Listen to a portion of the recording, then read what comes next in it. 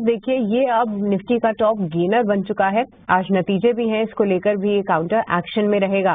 पर एक बार नरेश जी देखिए, आपका काफी इंटरेस्टिंग टेक रहा। एम्फेसिस पे मैं देख भी रही थी, स्टॉक में एक अच्छी मूवमेंट है, पर आपको लगता है अब यहाँ से थोड़ा पलटी खा सकता है।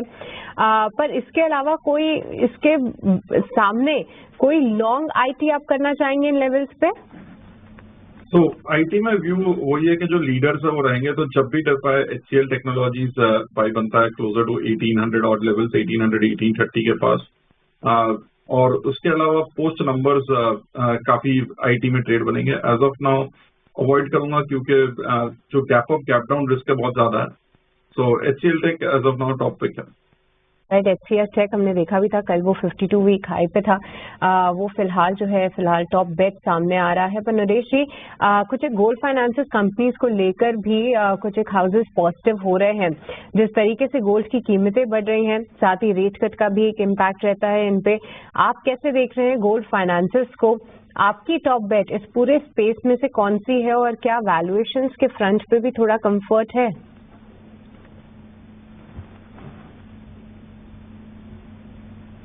मयरेश,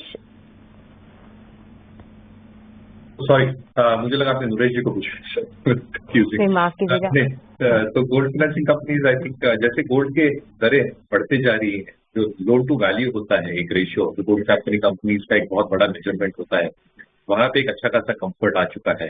दूसरा, आई थिंक जो आरबीआई ने एक सख्ती बरकी ये की है in terms of the lower run financing companies, जहाँ पे उन्होंने कहा है कि इंटरनल कॉर्पोरेट गवर्नेंस आप सुधारी है।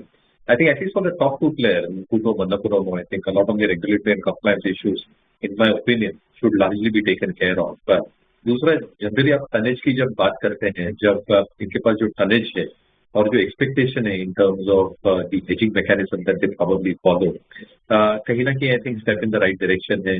तीसरा, इंटरेस्ट रेट दरों में जैसी कटौती होगी, because they are well capitalized, इनकी क्रेडिट रेटिंग बेहतर है compare to a lot of other lower rung gold finance companies.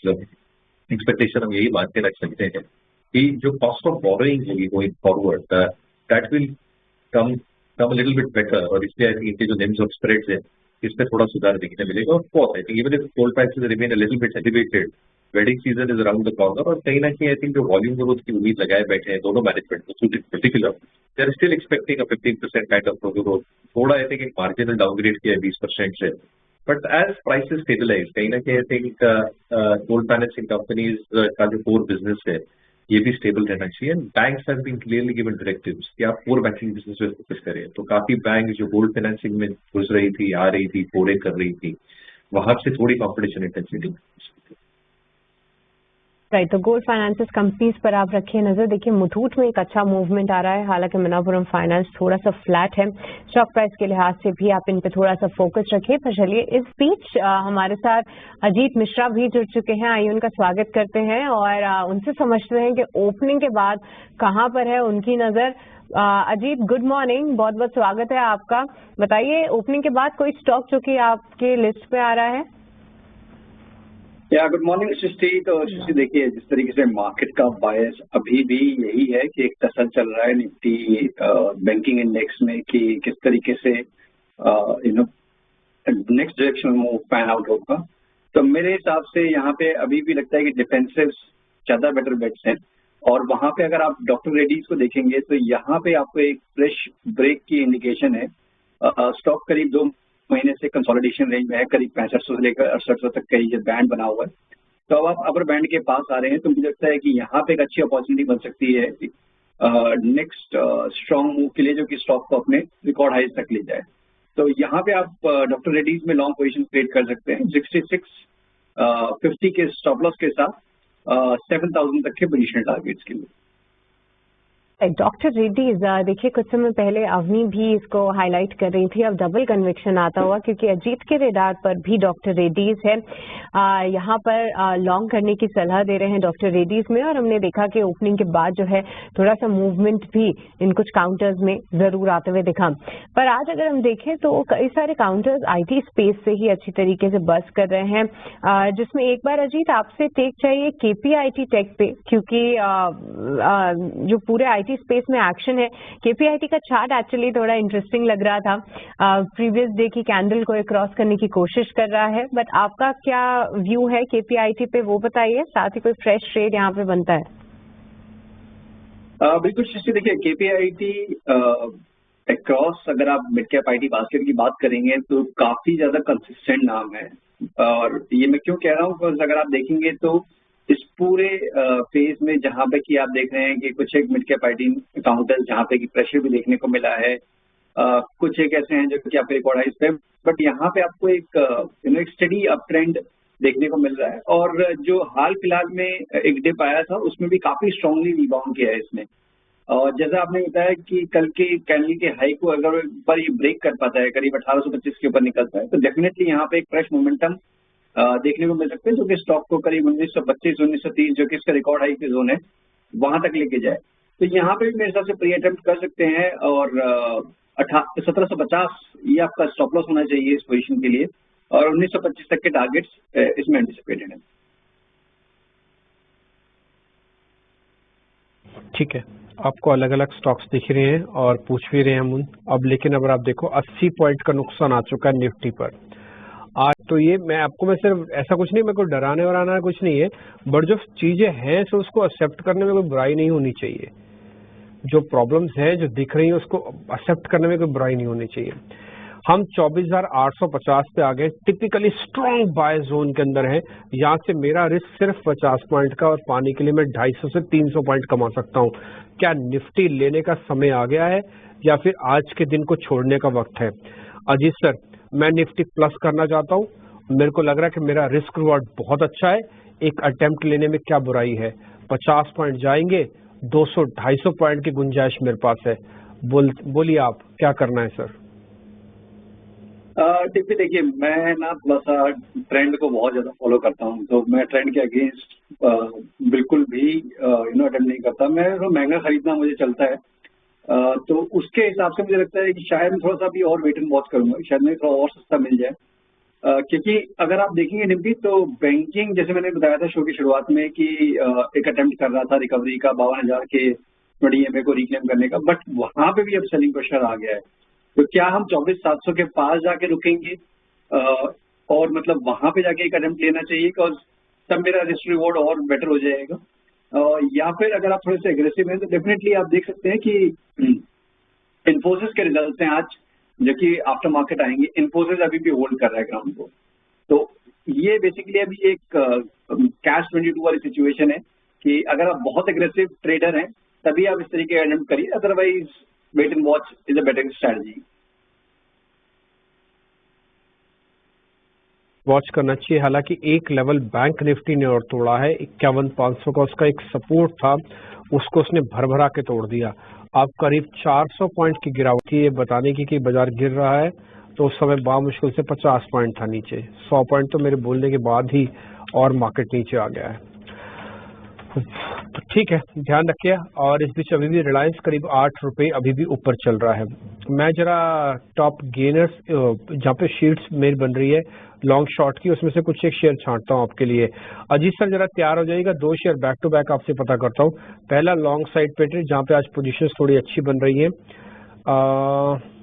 तो आईटी का ही पूरा दम, टीसीएस, टेक महिंद्रा, एम्फेसिस, ये तीनों ही शेयर्स में लॉन्ग है, बट अच्छा लॉन्ग बन रहा है वो एम्फेसिस के अंदर बन रहा है। सर एक बार जरा देखना, आज एक गैप के साथ खुला था 4%, वापस 1% रह गया, ऊपर आ जाएगा फिर से एम्फेसिस? बिल्कुल टिम्पी, देखिए यहाँ पे आईटी मेरे हिसाब से तब भी बेटर है, बिकॉज अभी भी स्टेबिलिटी दिख रहे हैं बहुत सारे मिड कैप आईटी और लार्ज कैप आईटी नाम में। एम्फेसिस में जिस तरीके से गैप डाउन के बाद प्रॉफिट टेकिंग आ रही है, मेरे हिसाब से 2930 का जोन है वो इम्पोर्टेंट रहेगा। इससे कंपैरेटिवली मुझे लगता है कि टेकएम का अगर आप देखेंगे टिम्पी तो स्ट्रक्चर ज्यादा बेटर आपको नजर आएगा। मैं ये क्यों कह रहा हूँ, बिकॉज रिकॉर्ड हाई के पास एक ब्रेकआउट हुआ, उसके बाद एक मार्जिनल डिप, अब ये नेकलाइन के पास ही ये ट्रेड कर रहा है, तो यहाँ पे आपको बेटर रिस्क रिवॉर्ड मिल रहा है। मैं ज्यादा बड़ा स्टॉप लॉस यहाँ पे रिकमेंड नहीं करूंगा। 1640 का एक स्टॉप लॉस रख के आप 1750 तक के टारगेट्स के लिए यहाँ पे आप लॉन्ग कर सकते हैं। एम्फेसिस को लेकर ये भी हो, लेकिन आईटी में एलएनटी टेक के भी नतीजे जो है कुछ एक पर्टिकुलर सेगमेंट्स में अच्छी है, पर इसके अलावा जो निराशा हाथ लगी है शायद उसके लिए बाजार तैयार नहीं था और इसीलिए हम देख रहे हैं कि 9% की गिरावट जरूर है। ऐसे में हमने देखा कि बजाज ऑटो में कोई रिकवरी तो नहीं है और हमने अपने एक्सपर्ट से भी इस पे टेक जरूर लिया। पर अजीत, मैं आपसे समझना चाहूंगी कि इसके सामने आप हीरो मोटोकॉर्प और टीवीएस मोटर्स को किस तरीके से कमजोर होते हुए देख रहे हैं? क्या यहाँ पे कोई सपोर्ट लेवल्स पे राहत लेते हुए दिख सकते हैं या और भी थोड़ी कमजोरी दिखाएंगे काउंटर्स? देखिए सृष्टि, अगर कंपेयर करें तीनों ही टू व्हीलर्स नामों में तो डेफिनेटली बजाज ऑटो ने पिछले करीब 2 महीने के गेन्स वो निकाल दिए हैं इस रीसेंट डिक्लाइन में, और हीरो मोटोको में भी आपको थोड़ा सा प्रेशर नजर आ रहा है। कंपैरेटिवली टीवीएस यहाँ मुझे लगता है कि एक काफी संभले हुए तरीके से करेक्ट कर रहा है, तो यहाँ पे अभी भी आपको दिखेगा कि आप कुछ खास रिट्रेस नहीं हुए और करीब 2450 2430 का जोन है, काफी मेजर सपोर्ट है। वहीं पे बजाज ऑटो में आप 100 EMA पे आज पहुंच चुके हैं, तो ये काफी इंपॉर्टेंट रहेगा कि आप अगर इस लेवल को फॉलो नहीं करते हैं, होल्ड नहीं करते हैं 450 के पास, तो करीब यहाँ से 500 पॉइंट का और डिक्लाइन बजाज ऑटो में हो सकता है। तो कंपैरेटिवली इन तीनों ही स्टॉक्स में से टीवीएस बेटर है इन टू व्हीलर स्पेस। इन तीनों में से ही अगर हम देखें तो टीवीएस थोड़ा सा बेहतर जरूर है, तो इस पर आप जरूर नजर रखें। पर इस बीच सभी passenger vehicle companies M&M, Maruti और टाटा मोटर्स में भी वीकनेस जरूर है। एक बार साथ ही साथ अजीत, मैं आपसे एक्साइड इंडस्ट्रीज पर भी राय जानना चाहूंगी, क्योंकि कुछ दिनों पहले हमारे साथ हर्षा उपाध्याय जो कोटक AMC के CIO हैं, उन्होंने ये भी जताया था कि देखिए अगर गाड़ियां नहीं बिकेंगी तो बैटरी कंपनी से भी आप ज्यादा उम्मीदें ना रखें। और एक्साइड इंडस्ट्रीज हाल फिलहाल थोड़ा ऊपर जरूर आया था, हमारे कुछ एक्सपर्ट्स ने भी हाईलाइट किया था, पर जिस तरीके से यू टर्न लिया है अजीत, क्या यहाँ पे और भी कमजोरी आ सकती है? देखिए जिस तरीके से क्वांटम हमने देखा था पिछले करीब 2-2.5 महीनों में ऑटो स्टॉक में, उस तरीके का सेम क्वांटम आपने एंसिलरी स्टॉक्स में कम ही देखा था, खासतौर से बैटरी स्पेस में।